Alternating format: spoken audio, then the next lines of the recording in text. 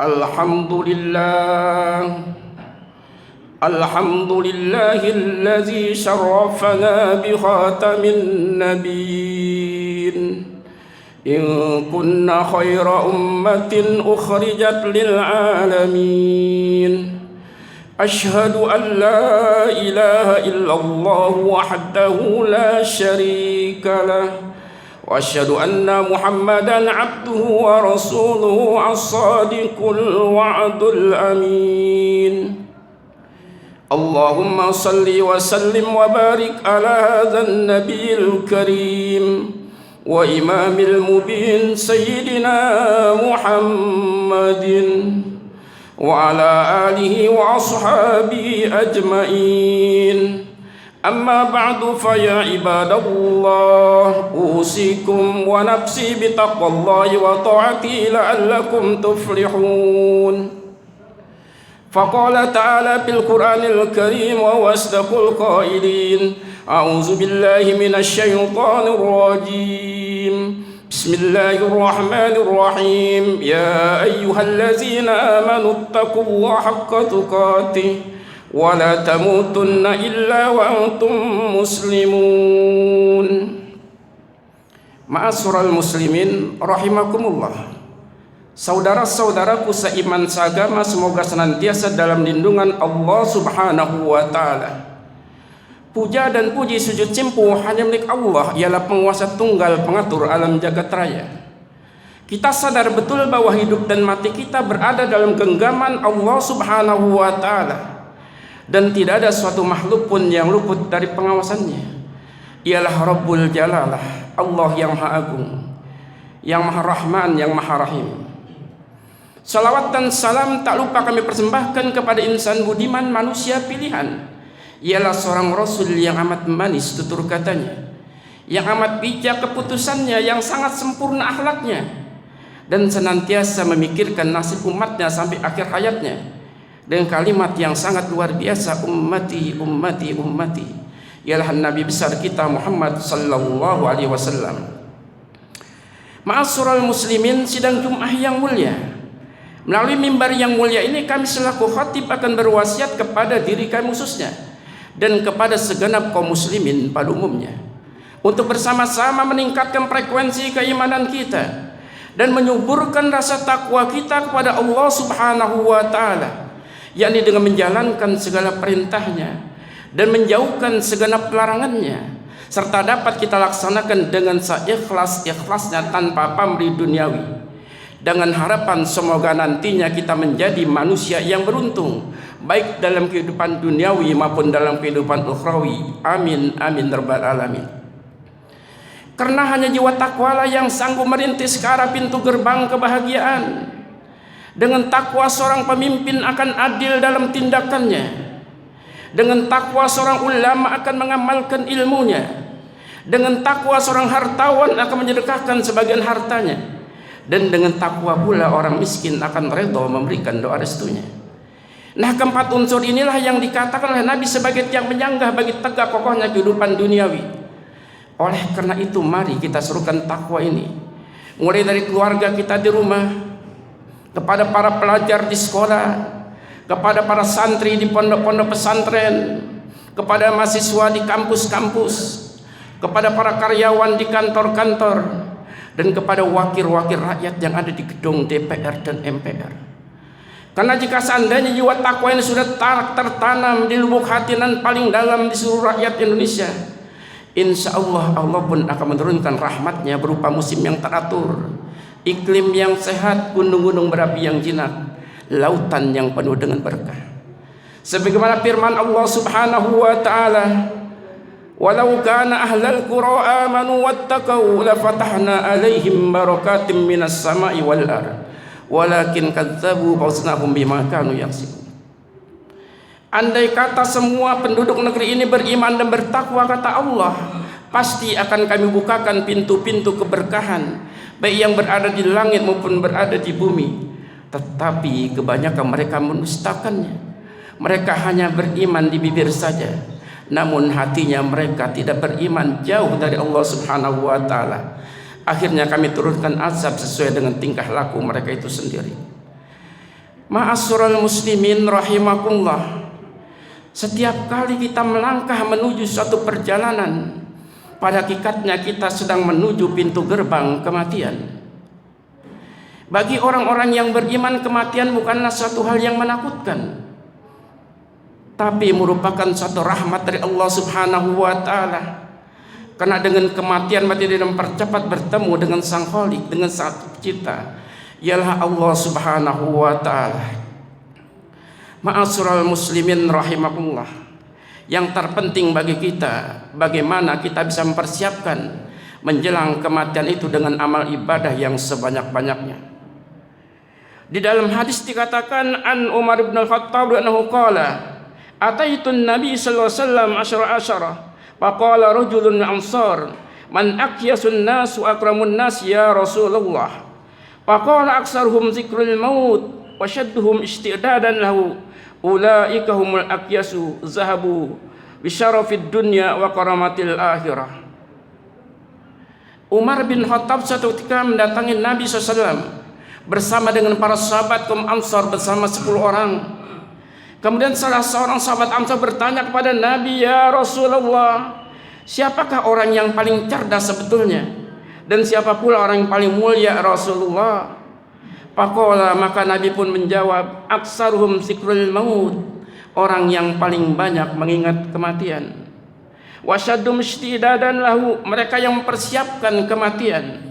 Ulaika humul aqyas, mereka itu orang yang paling cerdas, kata Rasul. Zahabu bisyarafid dunya, mereka ialah meninggalkan dunia dengan penuh kemuliaan. Kemudian juga mereka ia dengan penghormatan menuju akhirat ataupun alam baka. Ma'asyiral muslimin rahimakumullah, di dalam Al-Quranul Karim kalau kita menyimpulkan istilah kematian minimal ada 4 yang dapat kita tangkap. Yang pertama ya maut ataupun mati, sebagaimana firman Allah Subhanahu wa taala dalam surah Al-Imran ayat 185. A'udzu billahi minasyaitonir rajim. Bismillahirrahmanirrahim. Kullu nafsin za'iqatul maut wa innama tuwaffawna ujurakum yawmal qiyamah. Faman zuziya 'anil nari fil jannati faqad faz wa mal hayatud dunya illa mata'ul ghurur. Kullu nafsin za'iqatul maut, setiap yang bernyawa pasti mati. Setiap manusia pasti mati, kata Allah. Raja-raja mati, presiden mati, para menteri mati, bupati mati, kemudian camat mati, RT RW kita pun semua akan mati. Ini Allah yang menerangkan dalam surat Imran. Kullu nafsin za'iqatul maut.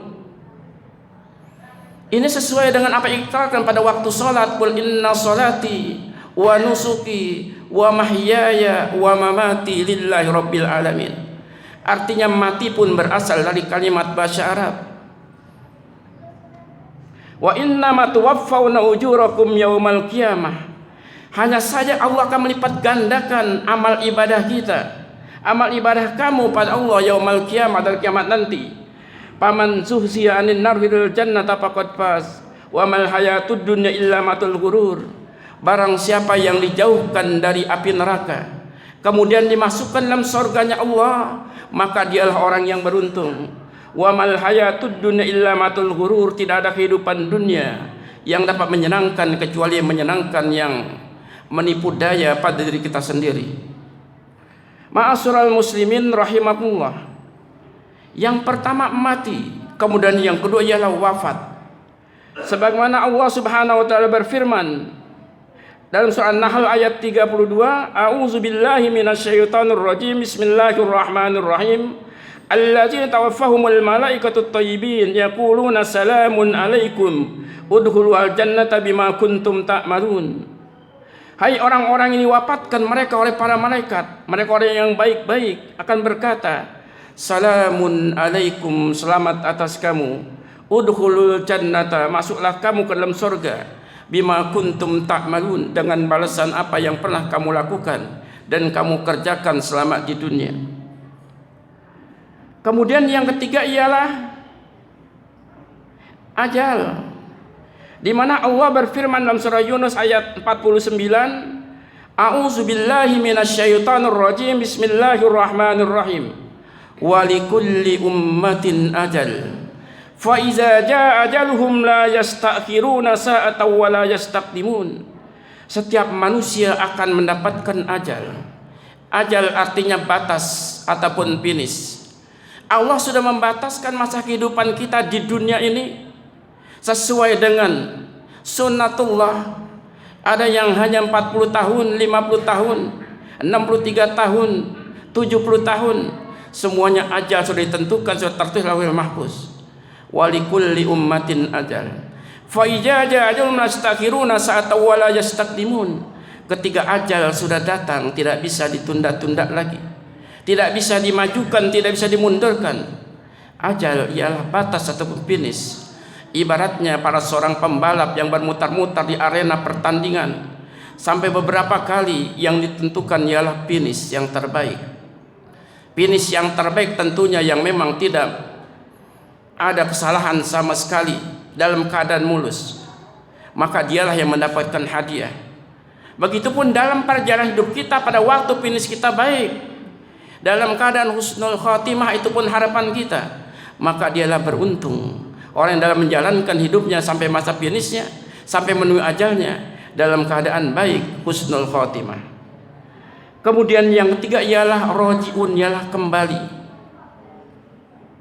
Jadi yang pertama mati, kedua ialah wafat atau dilipat gandakan seluruh amal kita dari 10 sampai 100, 100 sampai 700. Itu yang digambarkan Allah dalam surah Al-Baqarah ayat 246. Masalul ladzina yunfikuna amwalahum fi sabilillah kam sampai ambat sahabat min kulli sumratin habbati mi'atu habbah wallahu yudha'ifu liman yasha wallahu wasi'un alim. Jadi bagi orang infak dan Allah Subhanahu wa taala akan lipat gandakan ganjarannya, pahalanya dari 7 tangkai, kemudian lipat gandakan sampai 70 sampai 700, kemudian sampai berlipat-lipat. Wallahu yudha'ifu liman yasha. Allah yang memberikan balasan yang tak terhingga tentunya bagi orang-orang yang menginfakkan harta jalan Allah. Tentunya diukur sejauh mana keikhlasan dia dalam beramal, keikhlasan dia dalam menyumbang masjid, menyumbang pesantren, kemudian juga kegiatan sosial. Allah tidak melihat bentuk tubuh seorang, kebagusan rupa seorang, tetapi yang dia hatinya. Wallahu yansuru ila qulubikum. Kemudian yang keempat, yang rojiun, nanti kembali. Inna lillahi wa inna ilaihi rajiun. Itu yang tertera dalam surah Al-Baqarah ayat 155. Ma'asyiral muslimin rahimakumullah. Ketika orang yang kembali dari rantau, tentunya dikabarkan yang kembali kamu halaman sangat gembira, sangat menyenangkan, karena sudah banyak yang menunggu, orang yang sangat dicintai, yang dikangani. Begitupun pada saat kita melaksanakan umrah ataupun ibadah haji, ketua rombongan bilang bahwa besok kita akan kembali ke tanah air kita, kembali ke Indonesia. Kita pun sangat senang, bahkan semalaman pun kita tidak bisa tidur. Berbagai macam kita kemas oleh-oleh segala macam, karena kita akan bertemu dengan orang yang sangat kita cintai, keluarga kita. Begitupun ketika kita kembali kepada Allah Subhanahu wa taala dengan amal soleh, ibadah yang sangat cukup, Allah pun menyambutnya dengan amat luar biasa. Salamun alaikum tibtum fadkhuluha khalidin. Ya ayyatuhan nafsul mutmainnah irji'i ila rabbiki radiyatan mardiyah fadkhuli fi ibadi wadkhuli jannati. Tetapi ketika kita kembali tanpa membawa bekal, tanpa membawa apa-apa, baru mau berangkat pun kita takut di hadapan pemeriksaan segala macam, takut tidak cukup ongkos kita dan bekal kita, maka akhirnya pun kita tidak berani. Walaupun kembali kita sekedar untuk bunuh diri saja. Begitupun kita kembali kepada Allah pada waktu kita tidak membawa bekal, tentunya azab Allah sudah menunggu. Ma'asyiral muslimin rahimakumullah. Ada suatu kisah yang sangat memilukan, yang sangat menyentuh hati kita. Ini yang terjadi pada Ummul Mukminin Khadijatul Kubra, ialah istri Rasul, istri baginda Rasul SAW. Seorang wanita yang soleha, yang punya harta kekayaan yang berlimpah. Bahkan satu riwayat dikatakan harta kekayaan sepertiga Makkah dimiliki pada waktu itu. hasil dari perniagaannya, hasil dari perdagangannya. Kemudian dia sangat setia mendampingi Rasul baik dalam keadaan senang maupun susah. Senantiasa seluruh hartanya diberikan pada Nabi untuk dakwah Nabi, untuk menegakkan li'illah kalimatillah. Bahkan sampai pada waktu menjelang ajalnya, dia pun tidak mempunyai apa-apa, tidak mempunyai pakaian, hanya satu pakaian kumuh yang dipakai. Bahkan sampai 83 tambelan yang digunakan. Subhanallah. Yang dituju ialah hanya ridha Allah, dunia semua disingkirkan. Kemudian pada saat itu dia memanggil anaknya Fatimah, ya Fatimah, tolong sampaikan kepada ayahmu. Saya pun malu untuk menyampaikannya, bahwa sebentar lagi kayaknya ajal saya sudah tidak akan lama lagi, akan Allah Subhanahu wa ta'ala. Namun saya sangat takut dengan azab kubur, siksa kubur. Seorang Khadijatul Kubra yang amalnya sangat luar biasa, ibadahnya pun sangat kuat, masih takut dengan siksa kubur. Bagaimana dengan kita yang belum seberapa amal kita, belum seberapa ibadah kita? Ini yang perlu kita introspeksi. Akhirnya mengadu pada Rasul. Kemudian Rasul pun langsung mendatangi Khadijatul Kubra, ya, dengan pakaian yang sangat kumuh. Bahkan mengatakan satu riwayat adalah satu baju sampai 83 tambalan, karena semuanya hartanya ya sudah dijual kepada Allah Subhanahu wa ta'ala, menegakkan agama Allah. Kemudian Rasul pun datang. Apa kata Rasul? Wahai istriku yang tercinta, surga sudah dijanjikan oleh Allah Subhanahu wa ta'ala. Apapun yang kau ingin yang akan dilayani oleh bidadari dari surga yang sudah disiapkan Allah Subhanahu wa ta'ala. Kemudian Khadijah pun menatap Rasul sambil tersenyum. Kemudian mengakhiri ajalnya di pangkuan Rasul, di pangkuan Nabi. Subhanallah, Nabi sebagai manusia biasa yang tentunya sama dengan kita, secara tidak terasa pun air mata membasahi pipi. Nabi pun bersedih, sahabat pun berlinangan air mata, mandi air mata. Ditinggal seorang wanita yang sangat luar biasa, wanita yang pertama kali mengikrarkan Islam, pertama kali beriman, Khadijatul Kubra. Kemudian pada saat itulah datang malaikat Jibril menghampiri Rasul. Assalamualaikum ya Rasulullah. Kemudian dijawab oleh Rasul, waalaikumsalam ya Jibril. Ada apa engkau datang? Saya membawa 5 kain kapan. Tolong diserahkan nanti kepada yang berhaknya. Untuk siapa saja ya Rasulullah 5 kain kapan ini? Yang pertama untuk Ummul Mukminin Khadijatul Kubra. Kemudian yang kedua untuk engkau ya Rasul. Yang ketiga untuk Fatimah. Yang keempat untuk Ali bin Abi Thalib. Kemudian yang kelima ialah untuk Hasan. Setelah menyerahkan 5 kain kapan itu, kemudian Jibril pun tersedih, bahkan sampai menangis. Ditanya oleh Rasul, ya Jibril, kenapa engkau bersedih? Karena cucu engkau yang satu ialah Husain tidak mendapatkan kain kapan, bahkan dia pun tidak dimandikan karena akan mati di dalam peperangan sebagai syuhada. Inilah yang terjadi pada waktu perang Karbala, ya, di mana pada waktu itu Husain dipenggal kepalanya, kemudian mati pun dalam keadaan yang sangat mengerikan. Artinya dari jauh-jauh hari pun Rasul sudah tahu, karena sudah tersirat dalam Lauhul Mahfuz, bahwa cucunya yang satu mati dalam keadaan syahid.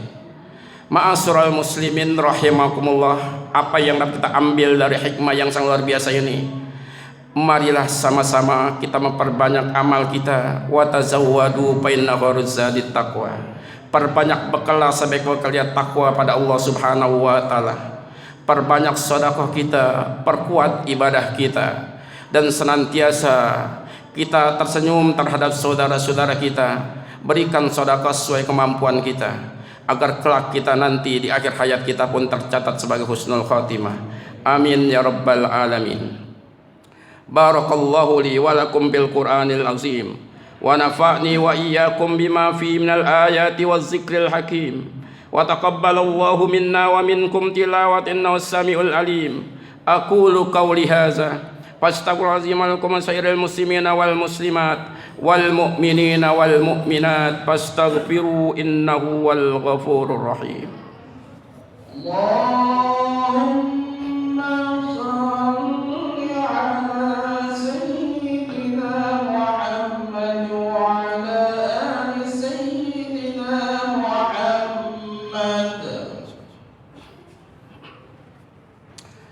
Alhamdulillah hamdan katsiran kama amara. Asyhadu an la ilaha illallah wahdahu la syarika lah. Wa asyhadu anna sayyidana Muhammadan abduhu wa rasuluhu sayyidul khalaiqi wal bashar.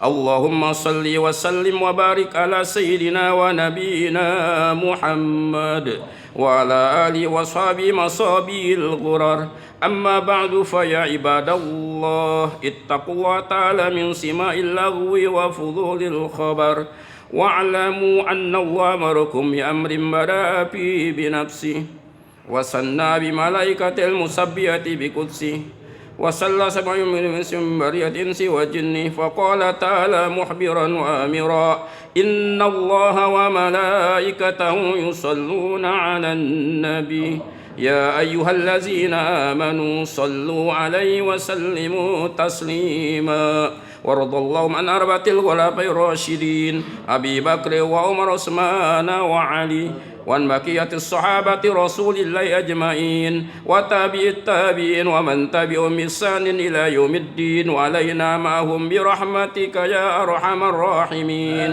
اللهم اغفر للمسلمين والمسلمات والمؤمنين والمؤمنات الأحياء منهم والأموات ربنا إنك سميع قريب مجيب الدعوات ويا قاضي الحاجات ويا كافي المحمات برحمتك يا أرحم الراحمين اللهم أعز الإسلام والمسلمين واخذل الكفرة والمبتدعة والمشركين اللهم شتت شملهم اللهم مزق جمعهم اللهم دمر ديارهم اللهم انصر من نصر الدين واخذل من خذل المسلمين ربنا آتنا في الدنيا حسنة وفي الآخرة حسنة وقنا عذاب النار وادخلنا الجنة مع الأبرار يا عزيز غفار برحمتك يا أرحم الراحمين عباد الله إن الله يأمر بالعدل والإحسان وإيتاء ذي القربى واليتامى لعلكم تذكرون وادعوا يستجب لكم ولذكر الله أكبر أقم الصلاة